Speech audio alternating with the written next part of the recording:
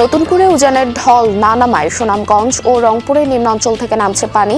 গঙ্গাচড়া কোলকুন্দু ইউনিয়নের তিস্তার গ্রোয়েন বাঁধের দুপাশে ভাঙন। কাতারে সড়ক দুর্ঘটনায় নিহত সিলেটের 5 প্রবাসীর বাড়িতে কান্নার রোল। মরদেহ দ্রুত দেশে ফিরিয়ে আনার আর্জি সহযোগিতা। যে উপার্জন করে ফ্যামিলিটাকে ধরে রাখবে, লাশটা যত দ্রুত সম্ভব দেশে আনা যায়।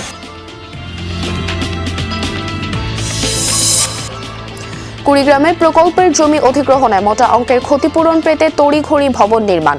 সড়ক বিভাগের অসাধু কর্মকর্তা কর্মচারীদের যোগসাজশের অভিযোগ। এটা ক্ষতিপূরণ নেওয়ার জন্য এই বাড়িটা করার জন্য করছি। কারিগরি এরা মনে করো করছে কুড়িগ্রামের লোক যারা চাকরি করে এই সড়ক বিভাগে।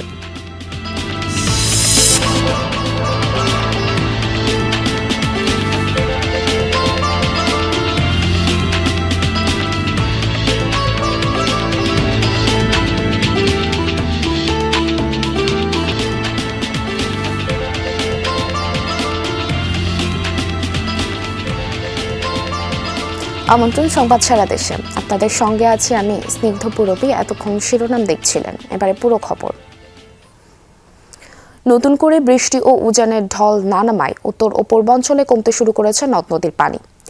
সুরমা ও খাসিয়ামারা নদীর পানি কমায় সুনামগঞ্জে দোয়ারা বাজার ও সদরের নিম্নাঞ্চলে প্লাবিত এলাকা থেকে পানি সরেছে। ঢলের পানি নেমে গেছে তাহিরপুর উপজেলার নিচু এলাকা থেকেও। আকস্মিক প্লাবনে বেশ কিছু বাড়িঘর ও সবজি ক্ষেতের ক্ষতি হয়েছে। পানি উন্নয়ন বোর্ড জানিয়েছে আগামী 48 ঘন্টায় হালকা বৃষ্টির সম্ভাবনা রয়েছে। এতে নদ নদীর পানি কোথাও কোথাও আবারও প্লাবিত করতে পারে নিম্নাঞ্চল। পাহাড়ি ঢলের কারণে সিলেটের সাদা পাথর পর্যটন কেন্দ্র এখনও বন্ধ রয়েছে। এদিকে রংপুরের তিস্তার পানি কমতে থাকায় কাউনিয়া, পীরগঞ্জ ও গঙ্গাচড়া চর ও নিম্নাঞ্চল থেকে পানি নামতে শুরু করেছে। তবে পানি কমার সাথে সাথে দেখা দিয়েছে নদী ভাঙন। নতুন করে ভাঙন দেখা দিয়েছে গঙ্গাচড়ার কোলকুন্দু ইউনিয়নে 6 নং ওয়ার্ডের গ্রোয়েন বাঁধের দুপাশে।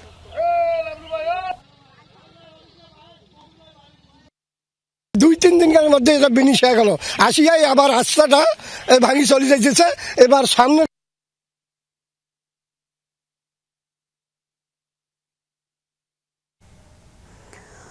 রংপুর থেকে যুক্ত হচ্ছেন সহকর্মী সরকার মাঝারুল মান্নান। মাঝার, গঙ্গাচূড়ায় তিস্তার গ্রোয়েন বাঁধ এলাকার ভাঙন ঠেকাতে কি ধরনের ব্যবস্থা নেওয়া হয়েছে জানাবেন।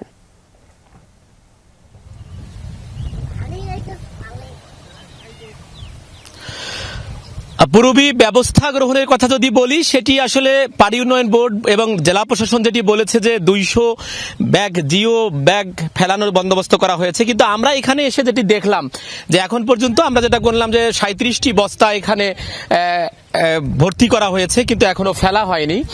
তবে এটি কিন্তু একটা ভয়াবহ রূপ নিয়েছে। আমরা যদি আপনাদেরকে একটুখানি দেখাতে পারি যে গ্রোয়েন বাঁধটি আছে, এটি হচ্ছে যে মূল যে বন্যা নিয়ন্ত্রণ যে রক্ষা বাঁধটি আছে, সেই বাঁধটিকে রক্ষা করা এবং আশেপাশের জমাজমিগুলোকে রক্ষা করবার জন্য এই গ্রোয়েন বাঁধটি আছে। কিন্তু এই 300 মিটার গ্রোয়েন বাঁধের মোটামুটি সামনে এবং পিছনে অর্থাৎ পূর্ব এবং পশ্চিম পাশের 150 মিটার এলাকা কিন্তু এর মধ্যে ভেঙে গেছে এই 2 দিনের ব্যবধানে।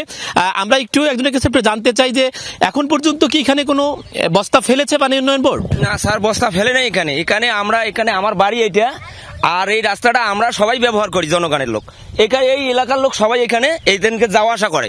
কিন্তু আমার বাড়ি এখানে আমি আসি দেখতেছি আজকে 3 দিন যাবো তো এখানে ভাঙতেছে এক সমান। আমরা জামাতি ইসলামের লোক ডাক দিছিলাম, এমপির লোককে ডাক দিছিলাম যে আসিয়ানে এখানে রাতের মধ্যে ফোন দিয়া মহিলা নাম্বার বিনবিনিয়ার থেকে এখানে বস্তা দেওয়ার কথা ছিল 100 দেওয়ার কথা ছিল। কিন্তু আজকে 3 দিন যাবো তো এখানে ভাঙতে যার জন্য উদ্দেশ্য আমার এই রাস্তা রক্ষা করার জন্য, কিন্তু বস্তা এই পর্যন্ত এখানে আসলো 2 দিন যাবো তো কোনো লোক একটি বস্তা এখানে ফেললো না। অর্থাৎ ইনি যেটি বলছেন যে বস্তা আনা হয়েছে কিছু, কিন্তু সেই বস্তাগুলো এখনো ফেলা হয়নি। আমরা যেটা জানতে পেরেছি এখানে আসলে বস্তাকে বালু ভর্তি করবার জন্য যে টাকা দরকার সেই টাকাটাইও এখানে দেওয়া হয়নি, সেই কারণে কিন্তু বস্তাগুলো এভাবে অলস পড়ে আছে। অর্থাৎ এটি খুবই গুরুত্বপূর্ণ একটি বিষয় হলেও এখন পর্যন্ত পানি উন্নয়ন বোর্ড এখানে বস্তাগুলো না ফেলার কারণে এটার ভাঙনটা কিন্তু আরো বৃদ্ধি হচ্ছে। এবং এটি যদি খুব দ্রুত করা না যায় তাহলে এটি যদি ক্ষতির সম্মুখীন হয় তাহলে মূল বাঁধও ক্ষতির সম্মুখীন হবে। তাহলে পুরো এলাকাটাই লোকালয়টাই তখন কিন্তু পানিবন্দী হয়ে পড়বে এবং অনেক বাড়ি ঘর এবং জমি জমির নষ্ট হয়ে যাবে। পুরবী, ধন্যবাদ মাঝার, বিস্তারিত জানছিলাম আপনার থেকে। রংপুরের গঙ্গাচড়া মহিপুর তিস্তা সড়ক সেতু রক্ষা বাঁধে দেখা দিয়েছে ভাঙন।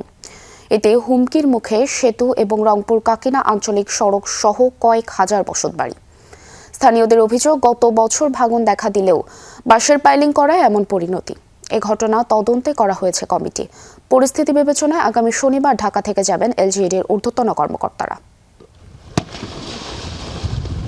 এই ভাঙন রংপুরের মহিপুর তিস্তা সড়ক সেতুর উত্তর পশ্চিম রক্ষাবাঁধের। এরই মধ্যে সেতুটির 50 মিটারেরও বেশি অংশ ভেঙে গেছে। গত বছরও 100 মিটার এলাকায় ভাঙন দেখা দিলে 14 লাখ টাকা ব্যয়ে বাঁশের পাইলিং করে এলজিইডি। এরপর আর খোঁজ রাখেনি তারা। এবার পানি বৃদ্ধির সাথে সাথেই সেই বাঁশের পাইলিংয়ের মাঝখানে ভেঙে গিয়ে রক্ষাবাঁধে ধরে ভাঙন। এ নিয়ে ক্ষুব্ধ স্থানীয়রা। 50 মিটার ফিট ভাঙলো, এই ব্রিজ গেতে কতক্ষণ সময় লাগবে? এই মনে করেন যে 4-5 দিনের মধ্যে ব্রিজে আমরা ঝুঁকিপূর্ণ পড়ে যাবে। আস্তে আস্তে কোনো উদ্যোগে নেই, আমাদের টিউনো স্যারের উদ্যোগে নেই, চেয়ারম্যানের উদ্যোগে নেই। সেতুটির এই 850 মিটার রক্ষাবাঁধটির 150 মিটারই এখন নদীগর্ভে। আর কিছুটা আগালেই ভাঙন চলে আসবে সেতুতে। সেতু সহ রংপুর কাকিনা সড়ক পড়েছে হুমকির মুখে। ওরা গত বছরও কেউ দেখতে আসে না। এলজিডি বলে পানি উন্নয়ন বোর্ডের কথা, আবার পানি উন্নয়ন বোর্ড বলে ওটা এলজিডির কাম, আমরা যাব না। এই রাস্তা মেরামত যদি না করে মহিপুর তিস্তা সেতু ঝুঁকির মুখে পড়বে, প্লাস আপনার মহিপুর টু কাকিনা যে রোড আছে এই রোডের যোগাযোগ বিচ্ছিন্ন হয়ে যাবে। স্থানীয় চেয়ারম্যানও দুষলেন এলজিইডিকে। তার দাবি, গেল বছর জিও ব্যাগ না ফেলে তারা বাঁশের পাইলিং দেয়ায় এবারের এই পরিণতি। তবে এলজিইডি বলছে বাঁশের পাইলিং দেয়া হয়েছিল বুয়েট বিশেষজ্ঞদের পরামর্শে। তারা না বুঝে একটা বাঁশের পাইলিং, ওই বাঁশের পাইলিংটা 14 লক্ষ টাকার বাঁশের পাইলিং করলো। কেন তারা 14 লক্ষ টাকা এখন যে 1 টাকার কোনো উপকারে আসছে আপনি বলেন তো? এখানে স্পোর্টসটা দিলে প্রাথমিকভাবে যে স্রোতটা আসবে, ওই স্রোতটা ওখানে বাধাপ্রাপ্ত হবে। হওয়ার পর স্রোতের সঙ্গে যে সিল্ট আসবে, সেই সিল্টেশন হয়ে এই গ্যাপটা পূরণ হয়ে যাবে আস্তে আস্তে। বাস্তব অবস্থা দেখা গেল যে কিছু কচুরিপানা একযোগে আসার ফলে এটা মানে লোড নিতে পারে না, ভেঙে চলে গেছে। ঢাকা থেকে বিশেষজ্ঞ টিম আসবে আর কি। এখন বিশেষজ্ঞ টিম এসে তারা পরিদর্শন দেবেন, দেওয়ার পরে তারা যেভাবে আমাদেরকে সাজেস্ট করবেন যেটা করার জন্য, আমরা সেটাই করবো আর কি। গুরুত্ব বিবেচনায় এলজিইডির প্রধান প্রকৌশলী ঘটনা তদন্তে এবং সমাধানে 3 সদস্যের টিম গঠন করেছেন। একটা তদন্ত টিম গঠন করা হয়েছে। ওনারা সরেজমিনে এই স্থানটা পরিদর্শন করবে, সেই প্রেক্ষিতেই ওনারা ব্যবস্থা নেবেন বলে আমাদেরকে আশ্বস্ত করেছেন। পানিটা একটু কমে আসলেই আমাদেরকে এলজিইডি জানিয়েছে যে এটা দ্রুত তারা মেরামতের কাজে হাত দিবে। 2018 সালে চালু হয় মহিপুর দ্বিতীয় তিস্তা সড়ক সেতু। এই সেতুর মাধ্যমে লালমনিরহাটের পাটগ্রাম, হাতিবান্ধা, কালীগঞ্জের সাথে রংপুরের দূরত্ব কমে 60 কিলোমিটার। শুধু চিঠি চালাচালি কিংবা ঊর্ধ্বতন কর্তৃপক্ষকে অবহিত করা নয়, তিস্তা সড়ক সেতু এবং সড়ক রক্ষা করতে হলে এই বাঁধটিকে রক্ষায় এখনই জিও ব্যাগ ফেলার দাবি স্থানীয়দের। সরকার, মাঝারুল মান্নান, যমুনা নিউজ, মহিপুর, রংপুর। চাঁদাবাজির অভিযোগে আটক বিএনপির সংসদ সদস্য আজহারুল ইসলাম মান্নানের ছেলে খায়রুল ইসলাম সজীবকে মুচলেকা নিয়ে ছেড়ে দিয়েছে গোয়েন্দা পুলিশ। শনিবার দুপুরে রাজধানী থেকে ঢাকা মহানগর গোয়েন্দা পুলিশের সহযোগিতায় তাকে হেফাজতে নেয় নারায়ণগঞ্জ জেলা পুলিশ। পরে বিকাল 5টার দিকে তাকে নারায়ণগঞ্জ জেলা পুলিশ সুপারের কার্যালয়ে নেওয়া হয়। রাতে সজীবকে ঢাকায় নিয়ে আসা হয়। পরে তাকে ঢাকা মহানগর গোয়েন্দা পুলিশের কার্যালয়ে নিয়ে যাওয়া হয়। এদিকে আটকের পরপরই জেলা যুবদল থেকে বহিষ্কার করা হয়েছে খায়রুল ইসলাম সজীবকে। গাইবান্ধার শাহঘাটায় স্কুল ম্যানেজিং কমিটির গঠন নিয়ে বিরোধের জেরে শিবির নেতা সাইফুল্লাহ বাড়ি হত্যার ঘটনায় এলাকা থমথমে। আইনশৃঙ্খলা পরিস্থিতি নিয়ন্ত্রণের সতর্ক অবস্থানে রয়েছে পুলিশ। এই ঘটনায় এখনও মামলা হয়নি। আটক রয়েছে একজন। সাইফুল্লাহ পোনারপাড়া ইউনিয়ন শিবিরের সভাপতি ছিলেন। স্থানীয়রা জানায়, কচুয়া সরকারি প্রাথমিক বিদ্যালয়ের ম্যানেজিং কমিটি নিয়ে রোববার বিকালে সাইফুল্লাহর সাথে কথা কাটাকাটি হয় একই ইউনিয়নের যুবদলের আহ্বায়ক মুকুলের। এক পর্যায়ে মুকুলের নেতৃত্বে কয়েকজন সাইফুল্লাহ ও তার সাথে থাকা সালাউদ্দিনের উপর হামলা চালায়। ছুরিকাঘাতে আহত সাইফুল্লাহকে সদর হাসপাতালে দিলে চিকিৎসক মৃত ঘোষণা করেন। এ খবরে গতরাতে অভিযুক্ত মুকুলের বাড়িতে আগুন দেয় বিক্ষুব্ধরা। মুকুলকে সংগঠনের থেকে বহিষ্কার করা হয়েছে বলে জানিয়েছে যুবদল। কাতারে সড়ক দুর্ঘটনায় নিহত সিলেটের কানাইঘাট উপজেলার 5 প্রবাসীর বাড়িতে এখন শোকের ছায়া। পরিবারের উপার্জনক্ষম ব্যক্তিদের হারিয়ে সবাই দিশেহারা। মরদেহ দ্রুত দেশে আনার দাবি স্থানীয়দের। ছেলের মৃত্যুর খবরে এভাবেই গুমরে কাঁদছেন জিবালের মা সিরাজুন্নেসা। শেষবারের মতো ছেলেকে দেখার অপেক্ষায় প্রহর গুনছেন তিনি। তোমার বেমার কমছে নি, ঔষধ আনছেন, ও টাকা দিছে তুমি ঔষধ গিয়ে আনছেন। আমি না বাবা, আমি 1000 টাকার ঔষধ গিয়ে আমি আনছি। প্রায় 20 বছর ধরে কাতারে নির্মাণ শ্রমিকের কাজ করছিলেন সিলেটের কানাইঘাটের আমরপুর গ্রামের জিবাল আহমদ। 5 সন্তান, স্ত্রী, মাকে নিয়ে জিবালের পরিবারের তিনি একমাত্র উপার্জনক্ষম ব্যক্তি। তার এই মৃত্যুতে পরিবারের ভবিষ্যৎ এখন শুধুই অন্ধকার। ফ্যামিলির মানে এমন মানুষ নাই যে উপার্জন করে ফ্যামিলিটাকে ধরে রাখবে। একজনই ছিলেন উনি, জিবাল মামা। সরকারের কাছে আগুল আবেদন চাই আর যে ও বাচ্চারা একটু ভবিষ্যৎ করিয়া দেওয়ার লাগে। একই অবস্থা পাশের গ্রামের জসিমউদ্দিনের। তার প্রবাস জীবন 9 বছরের। ধার করে তৈরি করেছিলেন বাড়ি। 2 মাস পর সেই বাড়িতে আসার কথা থাকলেও পরিবারের সদস্যরা এখন জসিমের মরদেহের অপেক্ষায়। জিবাল, জসিম ছাড়াও একই উপজেলার কাদির আহমদ, জুবায়ের আহমদ, মুস্তাক আহমদের বাড়িতেও এখন কান্নার রোল। অসহায় বাড়িতে রেন্টিন অবস্থা, রেন্টিন আসুন বাচ্চা খাইছে অসহায়, কোনো টাকা পয়সা কোনো হানা নাই। তা মানুষেও টাকা পয়সা পাইতা অনেক ঋণ হয়ে গেছে, গরুট মা বানাইয়া যাওয়ার 4 বছর হয়ে গেছে। লাশটা যত দ্রুত সম্ভব দেশে আনা যায় ওটাও, আর বাচ্চা কাচ্চা এগুলার মানে একটু সহযোগিতা লাগে। প্রশাসন বলছে দ্রুত সময়ের মধ্যে মরদেহ ফিরিয়ে আনতে ঊর্ধ্বতন কর্তৃপক্ষের সাথে যোগাযোগ করছেন তারা। ইউনিয়ন পরিষদের চেয়ারম্যানকে পাঠাইছে, উনি যোগাযোগ করতেছেন। আর সরকারি ভাবে যেটা মিনিস্ট্রির মাধ্যমে করা সেটা সরকারি যে প্রসেস আছে সেই প্রসেসে হবে। রোববার স্থানীয় সময় সকালে কাতারের আল শাহানিয়া শহরে নিজ নিজ কর্মস্থলে যাচ্ছিলেন তারা। এ সময় নিয়ন্ত্রণ হারিয়ে দুর্ঘটনার কবলে পড়ে তাদের গাড়ি। ঘটনাস্থলেই নিহত হয় সবাই। নাবিল হোসেন, যমুনা নিউজ, সিলেট। যানজট নিরসনে কুড়িগ্রামের উলিপুরে গ্রহণ করা হয়েছিল সংযোগ সড়ক নির্মাণের প্রকল্প। 68 কোটি টাকার প্রকল্প ঘিরে গড়ে উঠেছে নানা দুর্নীতির অভিযোগ। সড়ক বিভাগের কর্মকর্তা কর্মচারীরাই জড়িত বলছেন স্থানীয়রা। তাদের অভিযোগ, কৌশলে নকশা করেছেন সিন্ডিকেট সদস্যরা। নিজ জমি আর বাড়িও সেই ডিজাইনে করেছেন অন্তর্ভুক্ত। এতে সরকারি অর্থ অপচয়ের পাশাপাশি গৃহহীন হওয়ার আতঙ্কে কয়েকশো পরিবার। উলিপুর পৌরসভার ফসলি জমিতে নির্মিত এসব বহুতল ভবন দেখে বোঝার উপায় নেই পেছনে লুকানো বড় অনিয়ম। অভিযোগ, কুড়িগ্রাম সড়ক বিভাগের হিসাবরক্ষক আব্দুর রাজ্জাক, সার্ভেয়ার রনি সহ কয়েকজন কর্মকর্তা এবং তাদের স্বজনরা করেছেন 9-6 অধিগ্রহণের মোটা অঙ্কের ক্ষতিপূরণ পেতে তড়িঘড়ি জমি কিনে 3টি ভবন গড়ে তুলেছেন, অথচ থাকছেন না কেউ। এটা ক্ষতিপূরণ নেওয়ার জন্যে, এই বাড়িটা করার জন্যে করছি সড়ক বিভাগের লোক। টেকার লবে করছে, তাছাড়া তো আর এইভাবে কেউ করে নাই। বাড়ি গড়িয়ে এরা মনে করো করছে কুড়িগ্রামের লোক যারা চাকরি করে এই সড়ক বিভাগে। পরিকল্পনা অনুযায়ী উলিপুর হেলিপ্যাড মোড় থেকে গুনাইগাছ মোড় পর্যন্ত 3.2 কিলোমিটার সংযোগ সড়ক নির্মাণের কথা, কিন্তু নকশা এমনভাবে করা হয়েছে যা জনবহুল আমিন মোড়ের উপর দিয়ে গেছে। ভুক্তভোগীদের দাবি, পরিকল্পিতভাবে নিজেদের ভবন ও জমি নকশায় অন্তর্ভুক্ত করেছেন সিন্ডিকেট সদস্যরা। এতে সরকারের কোটি কোটি টাকা হাতিয়ে নেওয়ার পাশাপাশি ক্ষতিগ্রস্ত হবেন স্থানীয়রা। জনগণের মনে করেন যে হইল টাকা এবং সরকারের টাকা বড় ধরনের এটা হাতিয়ে নেওয়ার জন্য অযথা এই বাইপাস রোডের মাঝখানে তারা এই বিল্ডিংগুলো করেছে। এখানে 150-200 বাড়ি হবে, ক্ষতি হবে দোকানপাট, বহু ক্ষতি হবে। একটা স্কুল প্রতিষ্ঠান আছে, 2টা মিল কারখানা আছে। তা আমরা চাই সরকার করুক, কিন্তু হেলিপোর্ট থেকে রেল লাইনে নিয়ে যা ঘন্টিতে লাগে দেউক, অথবা পেছন দিয়ে পশ্চিম দিয়ে নাগে যায় আড়িসে লাগে দেউক।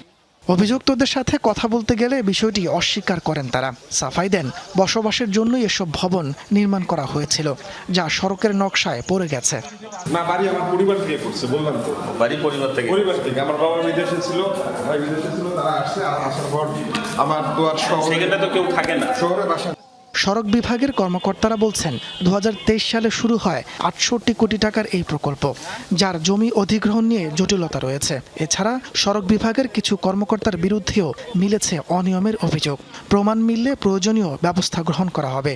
এই অভিযোগটি পেয়েছি, ঊর্ধ্বতন কর্তৃপক্ষ যদি কোনো তদন্ত কমিটি করে দেন তাহলে আমরা এটা যাচাই বাছাই করে যদি এরা দায়ী থাকেন এবং তাহলে আমরা এটা লিখিতভাবেই আমরা ঊর্ধ্বতন কর্তৃপক্ষকে অবহিত করব। ঊর্ধ্বতন কর্তৃপক্ষ যে সিদ্ধান্ত নেন সেটাই চূড়ান্ত হয়। নকশা পরিবর্তনের দাবি জানিয়ে এলাকাবাসী বলছেন, রেলের অতিরিক্ত জমি ব্যবহার করলে স্থানীয়দের ক্ষয়ক্ষতি কমার পাশাপাশি সাশ্রয় হবে সরকারের কোটি কোটি টাকা। তাপস সরকার, যমুনা নিউজ। মালয়েশিয়ার প্রধানমন্ত্রীর কর্মসূচি নিয়ে ব্রিফ করছেন উপদেষ্টা মাহদি আমিন। সরাসরি চলে যাচ্ছি সেখানে।